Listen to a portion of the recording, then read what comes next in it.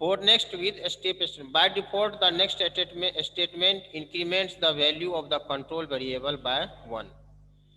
ठीक है, यदि आपने मान लो कि यहाँ पे आप देख रहे हैं कि देखा था फॉर नेक्स्ट स्टेटमेंट में कि ये जो वैल्यू है ये अपने आप 1 से 1 इंक्रीज हो जाता है।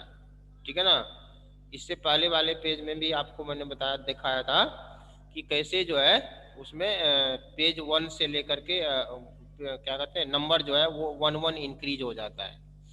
ठीक है ना, तो हम अपने हिसाब से जो है सो नंबर को इंक्रीज कर सकते हैं।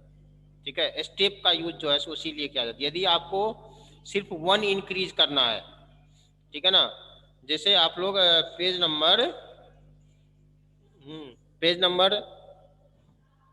नंबर 55 पे देखा था आप लोगों ने कि 2 × 1 2 3 में इसके लिए हमें इसमें स्पेसिफाई नहीं करना पड़ा था, लेकिन यदि हमें 2 इंक्रीज करना होगा, यदि वेरिएबल का जो वैल्यू है यदि 2 इंक्रीज करना पड़ेगा तब हमें स्टेप का यूज करना होता है। ठीक है, जैसे एक प्रोग्राम है यहाँ पे हमें 2 से लेकर के 10 तक प्रिंट कराना है नंबर को 2 से 10 तक प्रिंट करना है। तो नंबर को 2 से 10 तक प्रिंट करने के लिए इसमें हम क्या करेंगे, नंबर को 2 से 10 तक प्रिंट करने के लिए यहाँ पे इसमें आप ये तो ये पता ही होगा आपको, ये होता है आपको क्लियर स्क्रीन के लिए।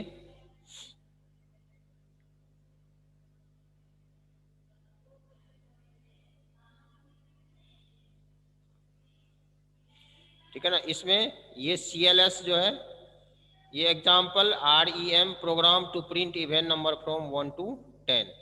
ठीक है ना, इसका मीनिंग ये हुआ REM यहाँ पर जो लिखा हुआ है इसका मीनिंग ये होता है कि इसके आगे जो लिखा हुआ है ये प्रोग्राम में नहीं आता है, ये सिर्फ आपको कुछ याद रखने के लिए कुछ हेडिंग डालना यदि है प्रोग्राम में, आप इसमें कुछ भी लिख दोगे तो इसमें एरर नहीं आएगा। REM के बाद आप कुछ भी यहाँ पे मतलब आप हेडिंग डालने के लिए ताकि आपको याद रहे कि ये किस चीज़ के बारे में प्रोग्राम है, इसके लिए जो है ये यहाँ पे program to print even number from 1 to 10 ये लिखा हुआ। REM के बाद जो भी लिखेंगे वो एग्जीक्यूट नहीं होता है। ठीक है ना, यानी कि वो प्रोग्राम का कोडिंग नहीं होता है। प्रोग्राम के कोडिंग में आपको अब यहाँ से आएगा CLS मीन्स क्या, इससे पहले जो भी यदि कोई पेज पे प्रोग्राम है तो वो एग्जीक्यूट नहीं होगा, बस इसके बाद का होगा। फॉर I = 2, आई में एक वेरिएबल लिया गया, उसमें 2 जो है स्टोर करके रखा गया 2 to 10। ठीक है, I = 2 to 10 और स्टेप 2 लिख दिया। ठीक है ना, और फिर यहाँ पे लिख दिया प्रिंट I, फिर नेक्स्ट I। तो इससे क्या होगा, तो पहले जो है 2 प्रिंट होगा। ठीक है, फिर यहाँ पे जो नेक्स्ट I है वो यहाँ पे आ जाएगा, कंट्रोल प्रोग्राम का जो कंट्रोल है वो यहाँ पे आ जाएगा। अब I जो है सो 2 को 2 से इंक्रीज कर देगा, अब जो है I में 4 स्टोर हो जाएगा। ठीक है ना, I में 4 स्टोर हो जाएगा। ठीक है, तो यही होता है स्टेप 2 का यूज। यदि हम ये स्टेप 2 नहीं लिखेंगे, ठीक है, तब ये 2 3 4 तब जो इसका आउटपुट आएगा, यदि आपने ये नहीं लिखा स्टेप 2 तब जो इसका आउटपुट आएगा वो आएगा 2 3 4 5 6 से लेकर के और 10 तक। ठीक है, और यदि आपने यहाँ पे स्टेप 2 लगा दिया, यदि आपने यहाँ पे स्टेप 2 लिखा है तब इस प्रोग्राम का जो आउटपुट होगा वो हो जाएगा 2 4 6 8 10। ठीक है ना, तो ये होता है आपको फॉर नेक्स्ट में स्टेप का यूज हम इसलिए करते हैं। फॉर नेक्स्ट स्टेटमेंट में स्टेप का यूज जो है वो इसीलिए किया जाता है। ओके,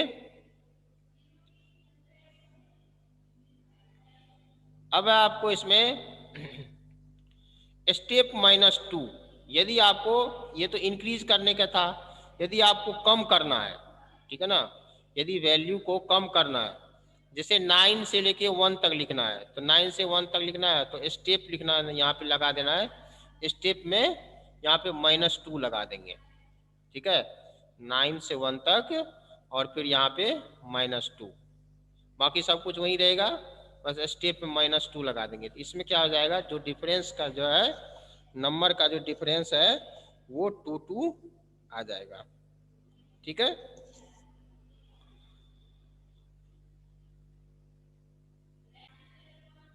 एक ही स्टेटमेंट के, एक ही फोर नेक्स्ट स्टेटमेंट के अंदर जब दूसरा फोर नेक्स्ट स्टेटमेंट का यूज किया जाता है, ठीक है ना, एक ही फोर नेक्स्ट स्टेटमेंट के अंदर when for next statement is used within another for next statement, it is known as nested for next statement। एक ही for next statement के अंदर दूसरा for next statement का जब हम यूज करते हैं तो उसको हम कहते हैं nested। ठीक है, the for next which lies outside or enclose the second for next statement is called the outer loop। ठीक है ना, जो एक जो पहले स्टार्ट होता है, फोर नेक्स्ट स्टेटमेंट जो पहले स्टार्ट होता है, ठीक है ना, उसको हम कहते हैं आउटर लूप, और जो इनसाइड में होता है उसको हम कहते हैं इनर लूप। ठीक है, आउटसाइड जो होता है वो होता है, अब आपको एग्जांपल देके समझाऊंगा, वो होता है आउटर लूप, और इनसाइड जो होता है उसको हम कहते हैं inner loop. The same control variable can not be used in different loop. ये जो सेम कंट्रोल वेरिएबल है वो एक ही अलग अलग उसमें लूप में यूज नहीं हो सकता। The innermost loop will be executed first then the outer loop. पहले इनर मोस्ट लूप एग्जीक्यूट होता है और फिर उसके बाद आउटर लूप एग्जीक्यूट होता है। ठीक है,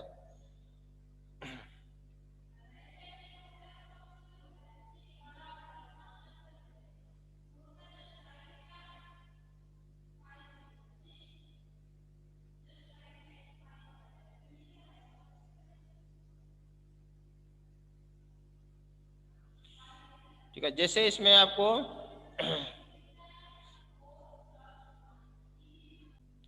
तो इसमें 4 कंट्रोल वेरिएबल 1, फिर उसके बाद इनिशियल वैल्यू, फिर 2 फाइनल वैल्यू। ठीक है ना, चलो इसमें हम ये एग्जांपल में समझ में आएगा। इसमें जैसे ये स्टेटमेंट तो आपको समझ में ही आता है, ये इससे कोई लेना देना नहीं है, ये बस हेडिंग है, यही समझो। ठीक है ना, REM program to print pattern, जैसे ये पैटर्न है ना, ये पैटर्न प्रिंट करवाना है। ठीक है ना, ये पैटर्न को प्रिंट करना है, स्टार जो है उसको प्रिंट करना है इस तरह से। ठीक है ना, तो इसको प्रिंट करने के लिए सबसे ये CLS हो गया, उसके बाद 4i to 1 to i equal to 1 to 5, 4i equal to 1 to 5, जितने स्टार आपको प्रिंट करवाना है यहाँ पे एक लाइन में, वो यहाँ पे लिख देना है। 1 से लेकर के 5 तक प्रिंट करना है। ठीक है ना, 5 स्टार प्रिंट करना है तो 1 to 5। 4j equal to 1 to 5, फिर यहाँ पे क्या लिखा, यहाँ पे 2 वेरिएबल लिया गया, एक i और एक j।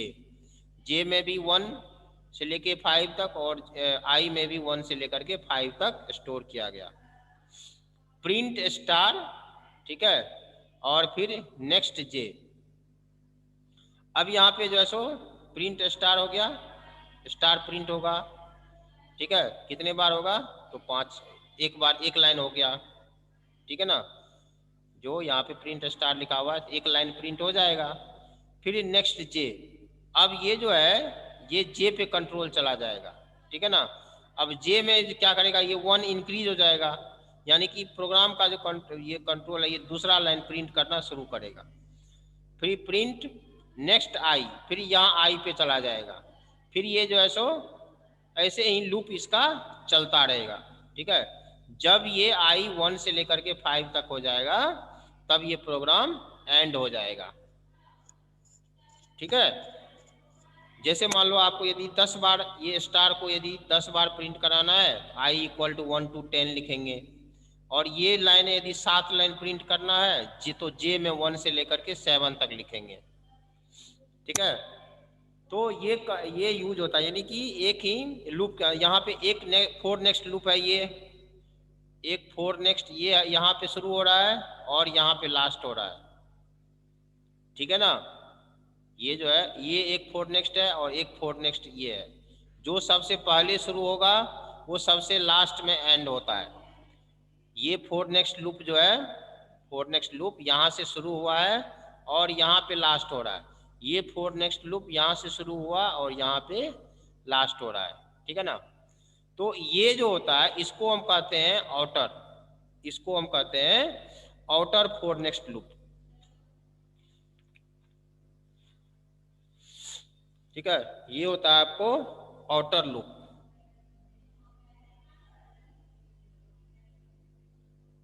ये हो गया आपको आउटर लूप,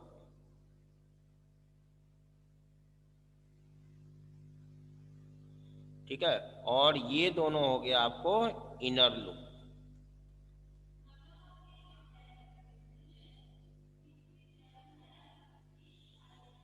ठीक है ना। ये इनर लूप हो गया और ये आउटर लूप हो गया, ठीक है। while when statement is used when loop has to be executed separately repeatedly while a given condition remains true in such case while when statement is, ठीक है। जब तक कि कोई कि जो हम कंडीशन, इसमें हम कंडीशन देते हैं, ठीक है ना। इसमें हम अपना कंडीशन देते हैं, यूजर अपना कंडीशन देता है कि कब तक जो है सो ये लूप जो है कब तक एग्जीक्यूट होगा, ठीक है। यहाँ पे अपना स्टेटमेंट हम दे सकते हैं। while statement directs the computer about how many times the process has to be repeated, ठीक ना। और when statement shift the control back to the while statement, जैसे यहाँ पे नेक्स्ट स्टेटमेंट था, फोर नेक्स्ट स्टेटमेंट में जो है सो नेक्स्ट स्टेटमेंट कंट्रोल को आगे कर देता था, उसी तरह से जैसे यहाँ पे इसमें ये जो नेक्स्ट स्टेटमेंट है, ठीक है ना, ये क्या करता है तो कंट्रोल को फिर से यहाँ पे कर देता है, प्रोग्राम का जो कंट्रोल है उसको यहाँ पे ट्रांसफर कर देता है। उसी तरह से व्हाइल व्हेन स्टेटमेंट में, व्हाइल व्हेन स्टेटमेंट में भी जो है जो ये कंट्रोल है,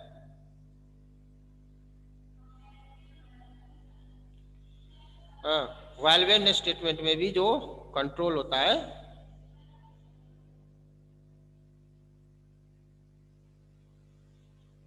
ये जो कंट्रोल है आपको ये वेंड जो है ये ट्रांसफर कर देता है कहाँ पे, तो ये वेरिएबल पे। जैसे यहाँ पे आपको व्हाइल इसमें कंडीशन लिखा है और फिर यहाँ पे वेंड, यहाँ पे मिसप्रिंट है, यहाँ पे व्हाइल होगा। सभी अपने अपने बुक में भी सही कर लेना, यहाँ पे व्हाइल लिखना, यहाँ पे लिख लेना व्हाइल, कैपिटल में लिख लेना while. While x equal to 1 print welcome, ठीक है। यहाँ पे क्या लिखा, print welcome, x equal to x plus 1। अब ये वेरिएबल में स्टोर कर दिया, ठीक है ना। अब ये इंक्रीज हो गया 2, फिर यहाँ पे वेन, तो इस तरह से जो है सो ये प्रिंट होते जाएगा, ठीक है ना। लेकिन ये कब तक प्रिंट होगा, तो इसमें हमने कंडीशन नहीं रखा, ठीक है ना। इसमें हमने ये कंडीशन नहीं रखा कि कब तक प्रिंट होगा, ठीक है ना। तो व्हाइल यहाँ पे लिखेंगे, व्हाइल यहाँ पे 5 बार प्रिंट करना है ना, तो व्हाइल यहाँ पे लिखना है, यहाँ पे प्रिंट मिस प्रिंट है ये,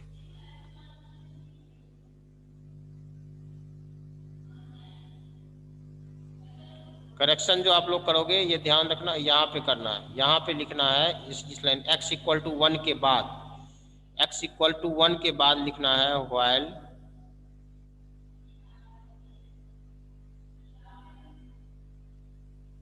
while x is less than while x is less than equal to 5, x भी कैपिटल लिखना है, while x is less than equal to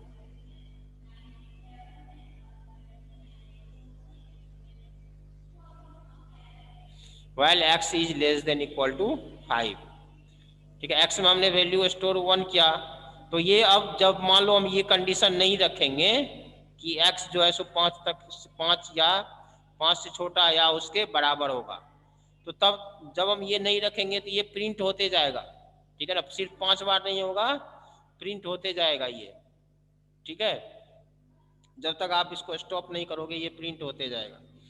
तो इसीलिए हमें कंडीशन रखना जरूरी है कि कितने बार आपको वेलकम प्रिंट करना है। यहाँ पे ना प्रिंट वेलकम, तो कितने बार प्रिंट होगा, पहले प्रोग्राम का कंट्रोल यहाँ पे x इक्वल टू 1, अब while x is less than equal to 5, print welcome. जब ये अब ये कंडीशन को चेक करेगा कि x में क्या है, x में 1 है, तो ये प्रिंट हो जाएगा वेलकम। फिर यहाँ पे फिर x में एक इंक्रीज हो जाएगा, ठीक है ना, x में जो ये वैल्यू है वो 1 इंक्रीज हो जाएगा, फिर प्रोग्राम यहाँ पे आएगा, वेलकम प्रिंट हो जाएगा। ये तब तक प्रिंट होगा जब तक कि ये कंडीशन सेटिस्फाइड हो रहेगा, ठीक है ना, जब तक ये व्हाइल में जो कंडीशन दिया हुआ है ना वो जब तक सेटिस्फाइड नहीं होगा, जब तक सेटिस्फाइड होगा तब तक ये प्रोग्राम एग्जीक्यूट होते रहेगा। ओके, तो ये है आपको व्हाइल व्हेन स्टेटमेंट, ठीक है ना, व्हाइल व्हेन स्टेटमेंट का हम इसीलिए यूज करते हैं। एक और है आपको इसमें, ठीक है, व्हाइल व्हेन स्टेटमेंट और है एक example, program to print counting from 1 to 10, 1 to 10 को जो है सो कैसे हम काउंट व्हाइल व्हेन का यूज करके कैसे करेंगे, तो ये आप लोग पेज नंबर, ये है आपको पेज नंबर 58 पे, ठीक है। तो इस तरह से हम व्हाइल व्हेन स्टेटमेंट का यूज करते हैं।